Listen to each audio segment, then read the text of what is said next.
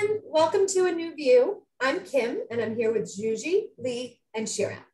We are four friends, speakers, and professionals from different cultures, backgrounds, and age groups coming together to offer healing and inspiration. As humans, we give every single interaction and experience meaning. We cannot help it. It's how we process things, understand, make sense of our lives.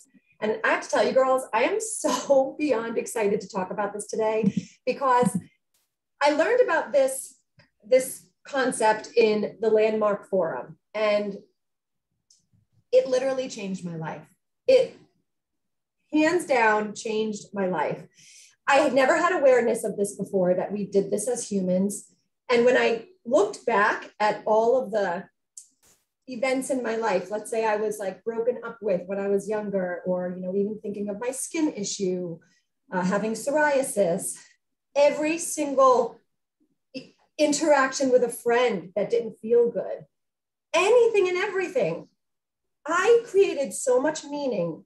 I was unlovable. I was unworthy. I was ashamed. I mean, I was ugly, like you name it. And I know we all do that, but to know that we do that, and then to be able to look at it step outside of it and look at it, and now have this awareness was so just relieving. It freed me up so much. I'm not saying I don't do it. We do it every day. It's like, we can't help it. It's like, we're designed to do this, but to be aware of it is it's just life-changing, because you take all this chaos and drama and you can choose to look at it and go, wait, what am I making that mean? Oh God, I said that. Oh, she mad at me? She might be angry with me. Oh God, I shouldn't have said that. I'm so stupid. It's like, and then to just be able to stop yourself and go, oh my gosh, I'm doing it again. I'm making it mean something. Like, I actually remember when we were at Landmark and they draw a diagram for you kind of to explain this concept initially. And what was so amazing about how straightforward it was for me is that on one side of the board, they would write what happened. And on the other side of the board, they would write, what did you make it mean? Right? So you actually have a visual representation of what went on, or what the thought process was that led you to something. And I actually still do this to this day, whether it's with a friend, whether it's with a family member, I'll start getting worked up about something, and then I'll stop and I'll write down what actually happened. Because one of the tenets of going to these type of self-development things is figuring out how you came up with these pathologies about yourself, right? And so something happened in your childhood, you made it mean something about yourself, and then you walk around as an adult believing that thing that child thought based on something. So I remember being this is what happened, and I made it mean this about myself. And then letting that shatter and fall away was oh my goodness. Yeah. So this is such an amazing, amazing conversation. Sorry, Lee, were you going to say something just now? I was just going to say, just going back to what Kim said about awareness. And I think we can say that word and that idea for every single episode we've had, because as long as we are aware, when we learn about what something actually is, that is the awareness. And once we're aware of it, obviously, and some of these, meaning making things that we do, I mean, they could be such a major thing in our life. I mean, we're calling it something, but it can have affected us for years and years and years, and still affect us. Maybe a little less now because we're aware, because we're more empowered, but yeah, and we all have these experiences. It's wild to think about it. I think unless well, first of all, awareness is all of our favorite words, I feel, because when you are able to do, oh my God, I'm doing it again, that moment is just you're just separate from it. And you're just you're watching it going, I'm crazy. But that's when you can start to revamp and recalibrate and reframe things. It's just such a liberating thing. But what dawned on me as you both were, all three of you were talking, is that can happen in both ways, right? Most of the time we look at it as, oh, I made it mean that I'm not worthy, and I made it mean that I'm stupid, and I said something and I shouldn't have. But there are people out there who are like, everybody loves me and I'm the greatest thing since sliced bread, right? Like, you could be unaware. You could have an interaction with somebody and somebody could come away with, that was amazing, I'm the best. And the other person's like, you're an idiot and an asshole, like, right? You know what I mean? So it kind of goes both ways. But I think predominantly we tend to get, the problem with all of this is that we get into other people's brains, which is completely impossible. It's completely impossible to put yourself. So now I love the phrase, stay in your lane, because it's not my business. It's not my business what you may or may not be thinking about me. Now, if something happens and someone is continuing to, you sort of feel that resentment or you feel that anger, you just gotta go, hey, what's happening here? Like, I feel like this happened, but maybe you don't. So I'd like to know your, because we all walk around alone. Like, we're so isolated in our meaning making machinery that we make ourselves sick over it. We really do. And very often, physically. Yeah. And very often it might be something that the other person is going through. If they said something to you that hurt your feelings or whatever, I mean, we can easily say, oh my God, am I such a bad person? Or did I do something bad? Or I'm so, but it could be that they're having a shitty day. They just went through something and they're just kind of doing this to everybody around them. So yeah, it's just, I feel like stopping and thinking, and like Juji said, like, what's the meaning of this, and how did this start, and is this really what it's about? But it's not always one-off situations. It can be something that's going on for years and years. Like, there are people in my family who it took me a really long time to understand that it's not me. And I'm not even saying that egomaniacally. I'm saying that if something keeps happening over and over again, you keep getting the same reaction and there's resentment, and you just got to stop and go, something's wrong here. And what role am I playing in it? Or maybe they just have a problem and I kind of have to keep my distance and my peace, Well, I feel like I want to be very specific about what this topic is about, because what happens when you first start like figuring this out, which I noticed, is it's not just a way to check yourself. You start telling other people what they're making something mean, which is like not what this is about at all. This is not a new weapon with which to, attack the other person and say to them like, oh, well, you don't like what I did. What you're making that mean is X. It is just a way for you to check yourself in any given situation. It gives you the awareness when somebody's coming at you that you have your own like integrity and truth about any given situation. And you can say, did I misbehave in that situation? No, I came at it with complete integrity and with an open heart and all of those things. Okay, I feel sound within myself in this situation, and then we can address whatever the other person is feeling. But you're not here to tell other people how they feel or what they're thinking in any given situation. And I want to be very specific about what the meaning making machine does, because somebody could say something to you, which is just something that happened, and then you say to yourself, oh my God, I'm unworthy. This always happens to me. That was my favorite loop. Yeah. People never understand me. And the thing is, it kind of like gets stuck in there. So no matter what's happening, you're getting the same feedback loop going over and over and over again. And to like stop that cycle is such a relief, because you can start, like actually living your life instead of living in fear of your own mind and your own thoughts. It's pretty amazing. Yeah, Juji, I freaking love that so much. And on the heels of what Lee said earlier about it, like bleeding into your life and you taking it along with you, and what you just said, that story really does stay with you and just continuously repeat itself because you're just putting it out there to yourself and others for so long that now it's just your story. And for me, it was a story of shame. And I, started with this story with my dad being an alcoholic, and I had all this shame and had this whole story of feeling ashamed about it my whole life.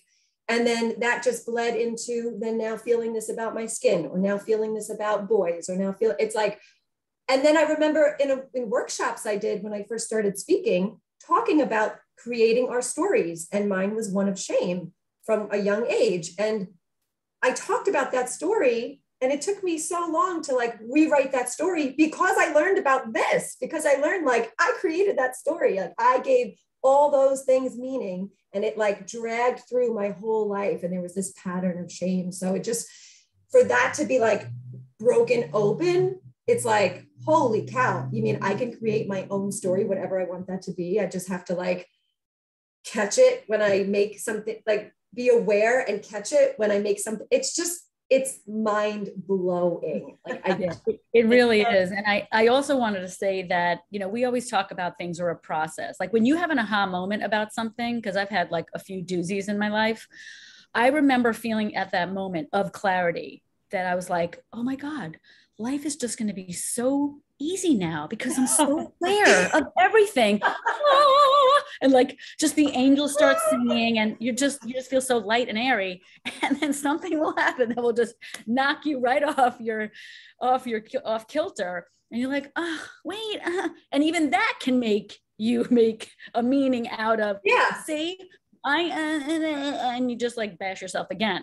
But so the real warning here is, it is a process. Whenever you have an aha moment, it's just like having an idea about doing something with your life. Like, oh my God, I had this amazing goal. And you're just like, it's going to be great. And then like, you have to start doing it. And it's really hard. But the thing is, it's so worth it, because I have found even things like meditation or catching myself with the meaning making machine, the more you do it, you just have to keep doing it. That's the bottom line. You have to keep doing it, and then you will be brought to new levels of awareness that you didn't even know were possible. Right. And levels of empowerment and levels of liberation. And I feel that it's not so much always necessarily a warning, but it can be a blessing, because yes, it might happen again, but how am I handling it this time? Am I getting better at handling it? Is there a shorter amount of time where I feel yucky? And that's the part that when you do accomplish that, it's such a nice celebration, and it's a proud moment of being, in your power. That's a really good point, Leigh. And you know what too? It's so, I love that tool, Juji, that you like actually physically write it down. And some people are like that. Like it helps me to write something down and be able to look at it. Also, when you're aware that you're making something mean something, say about a relationship with somebody in your life, I also find what's super empowering, which they made us do in Landmark, was actually calling that person or speaking to them in person, however, but actually contacting them and just outright saying, your behavior of this, or you said that, whatever it was, this event that occurred between us, this interaction, I actually walked away and I made it mean this. And I realize now it doesn't mean that, I made it mean that. And just by expressing that to this person who, I would think means something to you, if you're doing this, it just totally strengthened your relationship with them. I mean, I did that with my dad when I was at Landmark. I called my dad. Juji, I know you called your dad too. And it transformed my relationship with him. I talked to him all about the shame and all of the behavior that I made, all these different things he did, mean things. And I mean, I just vomited at him, and he was crying and was just like, I had no idea that you interpreted things that way, or you perceived things that way. And I'm so sorry that you lived with that shame and that you lived with that story. Like, he was just like, so grateful that I called him to express myself. So that's another thing that we can do. I know it takes some strength. I think that it's such an amazing thing for the other person too, to get a call like that. I did that too in the that workshop that I took that's very similar to Landmark. It was called CEC, and what they called it a clearing. You're having a clearing. And one of the words we used was, in my experience, when you said this or when you did this, my experience of it was like this. but that's how I took it and that's how I perceived it. So you're kind of like putting it all on you, but clearing the air, telling them this is what made me feel this way or act this way. And again, like Juji said, has nothing to do with them, has absolutely zero to do with them. And yeah, very. That's a maturing thing. That's like a maturing, you know, that when you're like in your lane and it really doesn't matter, like you're just getting it off your chest, you're expressing yourself, you're having your own realizations about yourself. And when I say it really doesn't matter, it really doesn't matter. We can say sometimes like, it doesn't really matter what they think, but deep down inside you're going, they hate me and they did it. But when you're maturing and you're going through the growth process and you really want to change, you will change. Oh yeah. I mean, you know, for me, one of those things, and the person I called, one of them that I met with her, my mother, there was an incident of, and I may have mentioned one of these, the story on one of our shows, but there was an incident where I was being picked up from school one day, right? And we had to be picked up. And I was the last one there sitting, and it could have been 5 minutes, it could have been 10 minutes, I don't know. It felt like hours, like everyone else's parents were there and picked them up, and I felt abandonment. And that's what I made it mean. And for a very long time, I think that impacted other things in my life that my parents either did or other people in my life.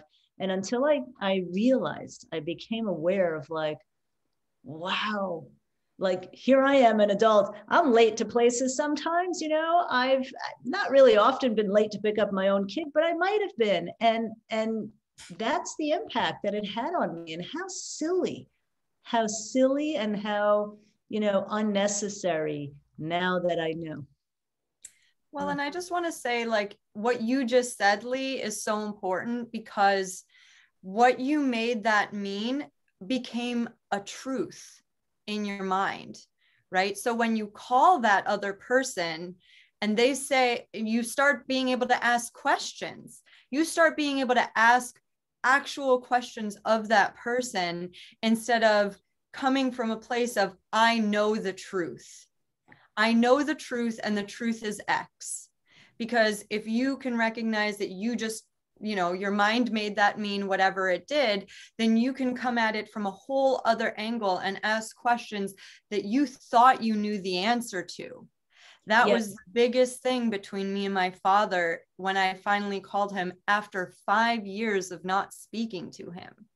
I mean, that is a repercussion for my mind making meaning out of our relationship. And when I started asking the questions that I never asked him, I was shocked at the answers over and over and over again.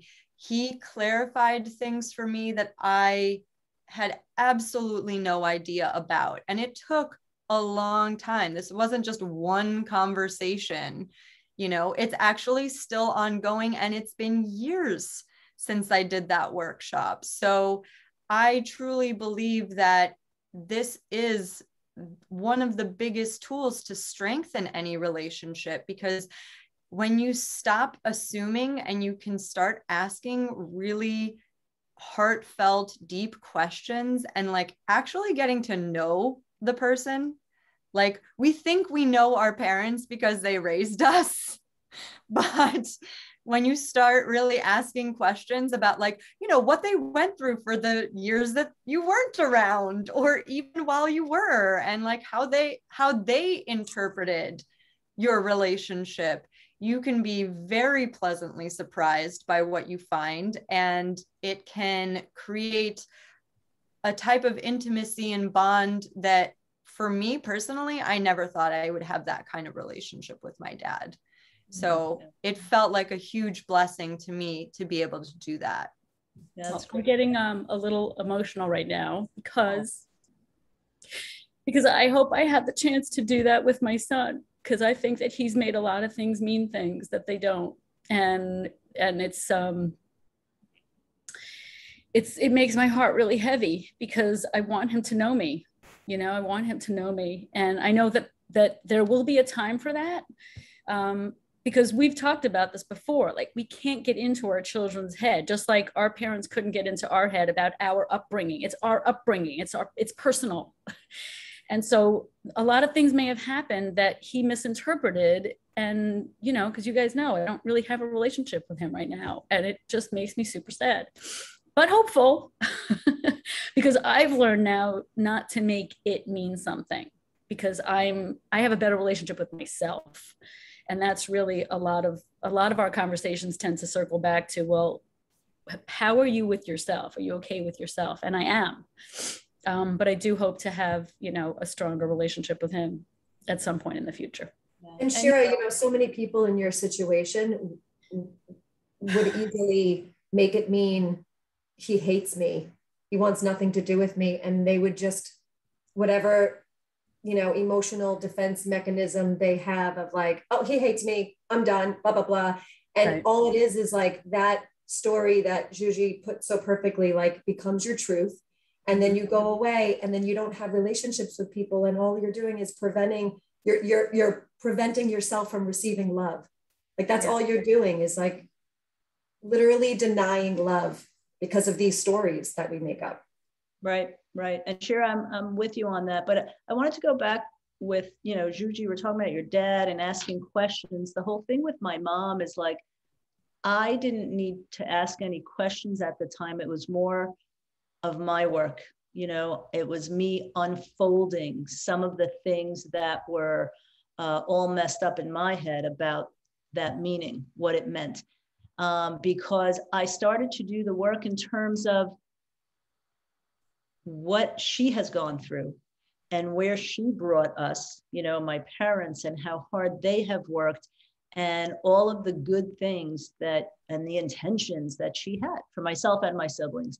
And obviously there was no intention behind coming to pick me up late. I mean, that's ridiculous. Yeah, so for me, the clarity came in just kind of really my own thoughts and my own, you know, digging in to what am I really seeing here? Who am I dealing with here? Because I've always been very close with my mom, and I still am. And she's not perfect, and I'm not perfect, but I've put to rest a lot of that, a lot of the blame, and a lot of the meaning for me that I put on things. I think that's actually really important. Just one quick thing, and that is in the process of wanting to be aware that we're meaning making machines. I think your point, Lee, is so important that I think it's really important to take that pause button and go, what's happening in here before we reach out, and because we could come across as defensive if we're not in our truth first, and then reach out to another person about it. Well, and also this is something that, you know, you don't learn at 5 or 11, or, you know, you learn it later. So I think all of us probably are just more so looking back at those times in our life, at all those meanings we've made. And we see it now. We see what the truth is now, which is that there was no meaning at all. And then we made it mean that. Oh, it's so liberating. Well, this is very meaningful to me. What do you mean? And I'm so happy we're doing this, seriously, because when I think of people who aren't aware of this, who aren't aware at all that we give meaning to things that don't mean anything, I'm like, oh my gosh, everyone needs to know. They need to know. It could stop wars. I know. Well, but this is the funny thing is, like, there are some people who think Landmark is a cult, and it's because everybody who goes through the program is so enthusiastic and wants everybody to have this, right? Like, this kind of feels like a little commercial for a Landmark right now, but seriously, this is just one thing that you learn. Right. One thing. And there's so many other things that we learn from that program. But I think this is that like foundational tenet that really can transform the way that you relate to the world and how you relate to yourself and all of these different things. And so like, we literally just want to shake you and be like, do it. It's gonna change your life. I promise. I just want you to be as happy as I am right now. It's true. They say it's like eating at a good restaurant. You have to try this restaurant. Go. It's yummy. And there are It's a totally different leap of faith. And here's the thing is like, some people are just not ready. And I made it mean a lot of things that people weren't ready for it. So I think that in and of itself was very hard for me in the beginning. And now I'm just like, you should do this thing. It really helped me. And people are like, because I'm so casual about it, they're like, really? Okay. Like looking it up on their phone and like, all of that stuff, like very quickly. I think one of the biggest reasons people don't do stuff like that, and there are a plethora of, organizations and workshops for personal development, which are fantastic, is people that want to get out of their comfort zone. It's comfortable to be where you are. It's uncomfortable to go and evolve and become a better version of you. It's not a comfortable thing, but boy, does it feel good when you do make those steps. And because it feels so much better than sitting in your shit. Yeah. Most of us, yes. And also you could Google meaning making machines and you'll find it in so many psychology magazines, articles, blogs. Like it's not just from this one program. It's, so anyway, it's all over. Definitely encourage you to Google it and read stories and all that stuff. It's amazing. So I think we should wrap. I think we're good. I think we got our point across. I know what we mean. Like fun. Yeah. I think you know what we mean. So anyway, thank you so much for listening, everybody, and tuning in. And if you have any questions or comments, if you want to suggest any topics, we would love that. Go ahead and just plop it in the comments below. Thank you so much. Thank you, girls. Have a great day, everybody. Bye, everyone. Namaste.